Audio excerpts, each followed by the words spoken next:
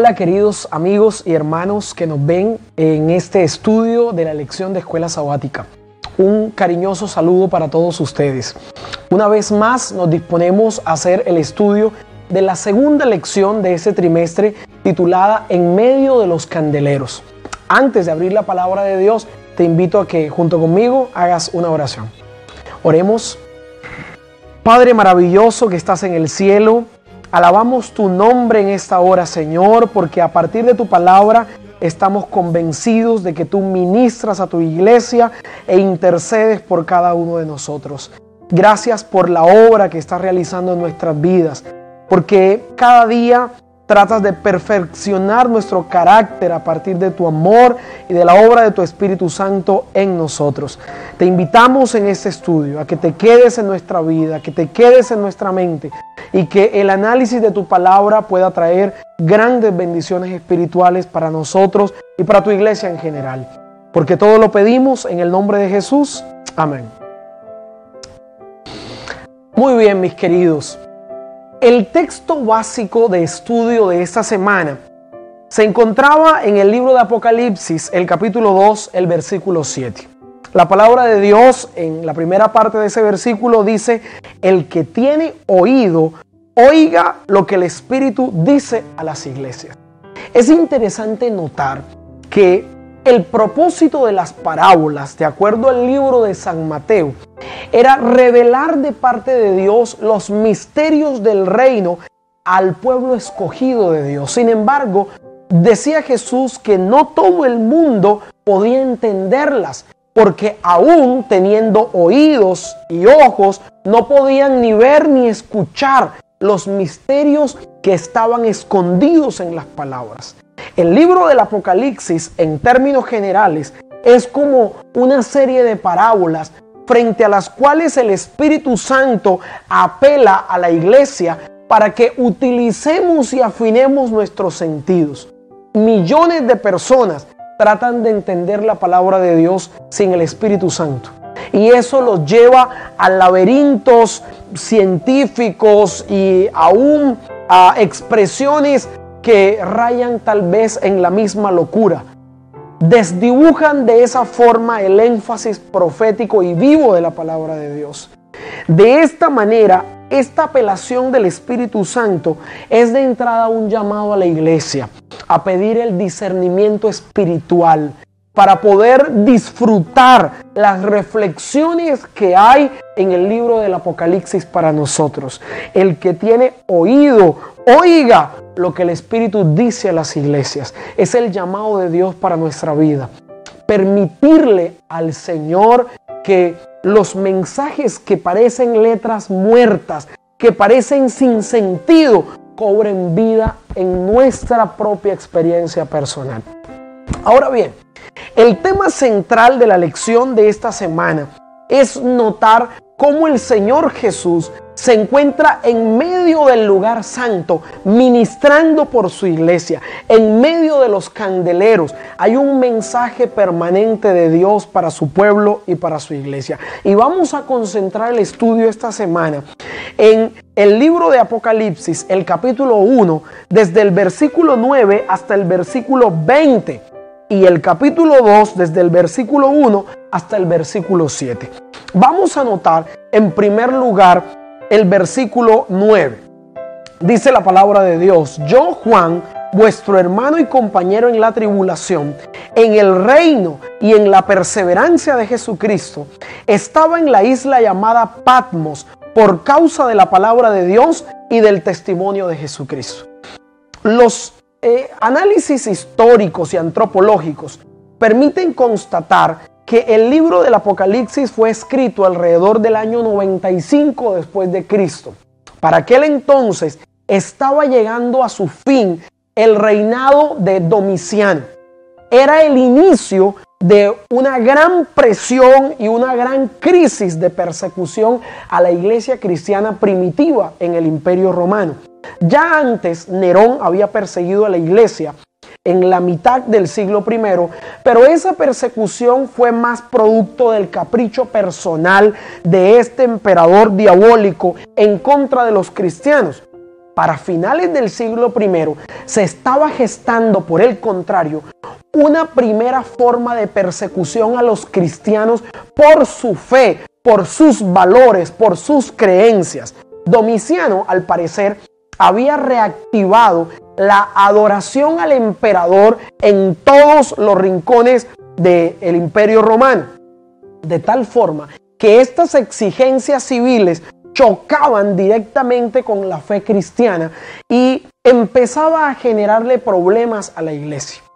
Juan, como líder de las iglesias en Asia Menor, al parecer había sido exiliado a una pequeña isla del archipiélago griego del Dodecaneso, que en la actualidad es jurisdicción de Turquía, y este tipo de penas eran propias del Imperio Romano para tratar de separar a los líderes intelectuales de los movimientos sociales que dirigían. A muchos los terminaban crucificando o asesinando, condenándolos a pena de muerte, pero debía encontrarse la causal precisa para ello. Al parecer, en el caso de Juan, no era meritorio condenarlo a muerte por liderar iglesias cristianas, pero sí era posible exiliarlo. Y lo que revela el versículo 9 del capítulo 1 de Apocalipsis es que Juan se encontraba exiliado en Patmos a partir de la tribulación, en razón del testimonio de la palabra de Dios que él estaba ofreciendo en medio de aquella región del Imperio Romano. De esa forma, la isla de Patmos se transforma en la visión apocalíptica de Juan en un escenario completo de separación, de sufrimiento, de dolor. Y no es casual que el concepto de mar sea recurrente en las visiones apocalípticas. De hecho, la palabra mar aparece 26 veces en el libro del Apocalipsis, y en la mayoría de los casos la referencia al mar es una referencia de sufrimiento o es una alusión al abismo, al lugar de donde surgen los demonios. En Apocalipsis 13, por ejemplo, el mar es el lugar desde donde sube la bestia para destruir al pueblo de Dios. De igual forma, no es casualidad que al final del Apocalipsis Juan diga y el mar ya no existía más, como una referencia a que el sufrimiento, el pecado, el origen del mal ha desaparecido por completo en el cielo nuevo y en la tierra nueva. El versículo 10 de Apocalipsis 1 dice: estando yo en el Espíritu en el día del Señor, oí detrás de mí una gran voz como de trompeta. Esta parte de la introducción apocalíptica que hace Juan es de igual forma valiosa para nuestro análisis, ya que exalta la observancia de un día especial de Dios en las comunidades primitivas cristianas. Hoy es común pretender que en cualquier día de la semana podemos tener un encuentro especial con Dios. Y si bien es cierto, todos los días nos dan la oportunidad de conectarnos con Dios, la palabra de Dios es enfática en establecer un día de conexión especial en la semana con Él. En el Antiguo Testamento es claro que ese día es el Santo Sábado. Ezequiel 20, 12 y 20 nos revelan esa realidad. De igual forma es un énfasis al cuarto mandamiento de la palabra de Dios. En el Nuevo Testamento, sin embargo, hay una afirmación de ese sábado como el día del Señor. Cuando San Juan hace referencia a que estaba en espíritu en el día del Señor, sin duda alguna hay una referencia sabática. En la Biblia solo hay dos tipos de alusiones frente a la idea del día del Señor. La primera, como ya lo mencionaba, es el día especial que Dios estableció para reservárselo frente a una conexión o comunión especial de Él con su pueblo, y es el sábado. La otra referencia es el día escatológico de Dios, el momento del cumplimiento del clímax bíblico de la promesa de su segunda venida. En 2 de Pedro, capítulo 3, versículo 10, hay una referencia especial al día del Señor como el momento en el que Cristo viene como ladrón a encarar a un mundo que parece que se ha olvidado de la búsqueda permanente de Dios. Así que la alusión juanina al día del Señor en esta escena es sin duda alguna un énfasis del sábado en su significación escatológica. El sábado es liberación para el pueblo de Dios. El sábado de igual forma está ligado a la tribulación final, y Juan introduce la visión apocalíptica de Cristo en medio de los candeleros, reafirmando el sábado como institución divina para su pueblo.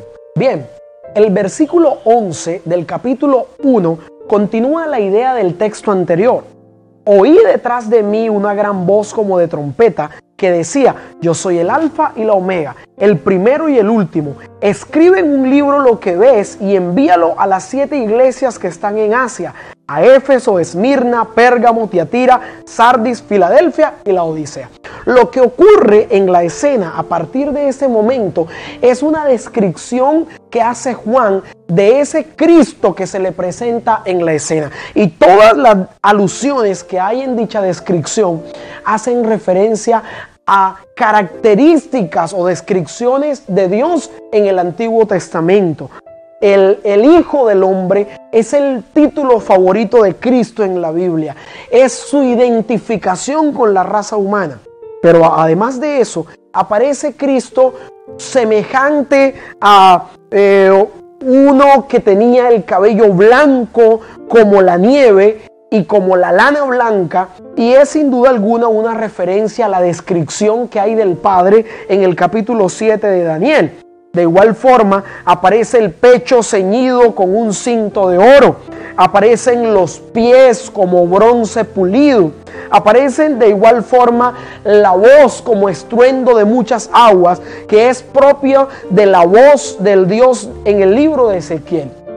Así que la descripción que hace Juan de Cristo es la de ya no un cordero inmolado, un Cristo herido, sino de un gobernante poderoso que se mueve en medio del lugar santo y que tiene un mensaje especial para su pueblo en la tierra.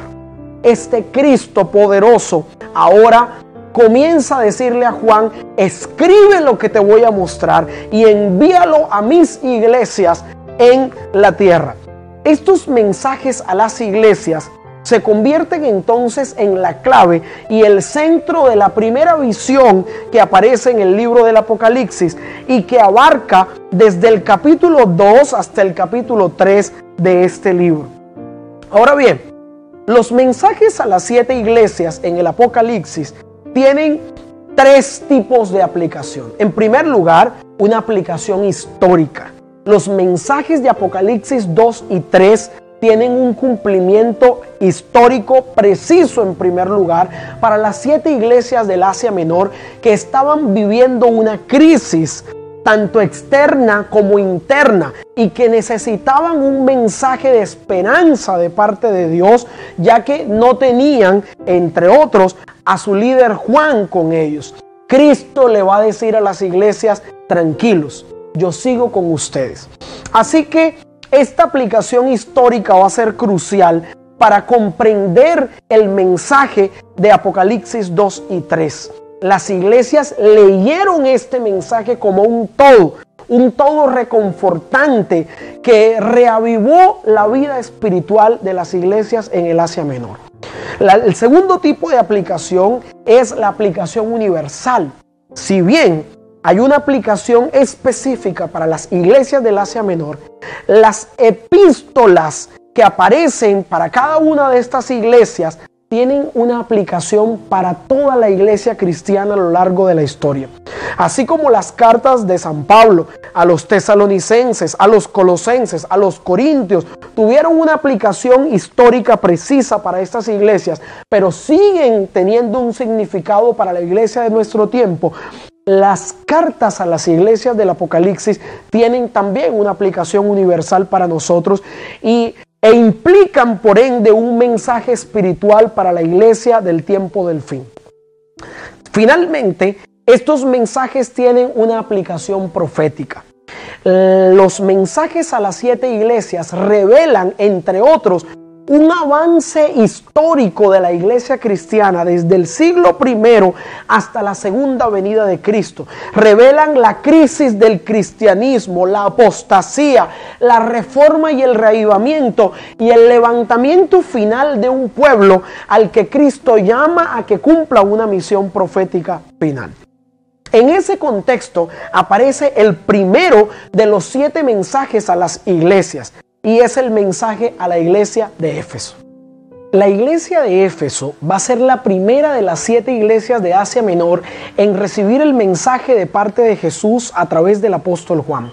Apocalipsis 2:1 en adelante dice de la siguiente forma: escribe al ángel de la iglesia en Éfeso, el que tiene las 7 estrellas en su diestra, el que camina en medio de los 7 candelabros de oro, dice esto: yo conozco tus obras, tu arduo trabajo y tu perseverancia, y que no puedes soportar a los malos. Has probado a los que se dicen ser apóstoles y no lo son, y los has hallado mentirosos. Has sufrido, has sido perseverante, has trabajado arduamente por amor de mi nombre y no has desmayado. Pero tengo contra ti que has dejado tu primer amor. La ciudad de Éfeso era al parecer una ciudad de alrededor de 250,000 habitantes, plagada de templos paganos. En ella se celebraban grandes festivales paganos. En ellos se concentraban 2 tensiones éticas para los cristianos: el tema de las comidas sacrificadas a los ídolos y los ritos de fertilidad que implicaban el tener relaciones sexuales con las prostitutas paganas. De tal forma que la iglesia de Éfeso empezó a tener tensiones frente a su compromiso con Dios y a su compromiso con la sociedad. Esto llevó a que muchos mencionados en el texto como los nicolaitas, que al parecer eran seguidores de Nicolás de Antioquía, uno de los 7 diáconos nombrados en la iglesia de Jerusalén, que al parecer había caído en herejía, querían que la iglesia se comprometiera más con el mundo, de tal forma que el cristianismo empezaba a dejar de ser contracultural y empezaba a adecuarse a los usos sociales del momento. La iglesia había empezado a tomar actos de disciplina. Su preocupación había sido tomar las decisiones correctas, y ello implicaba sacar de la iglesia a múltiples personas. El problema era la aplicación de la disciplina sin amor. En contraste con lo que dice la carta de Pablo a los Efesios en el capítulo 1, el versículo 15, el reproche de Cristo frente a la iglesia de Éfeso eran que habían perdido su primer amor. Su preocupación porque todas las cosas en la iglesia marcharan de forma correcta les había hecho perder de vista ese primer amor, que era el motor real para servir al Señor. Muchas iglesias hoy tienen el mismo problema que padecía la iglesia de Éfeso.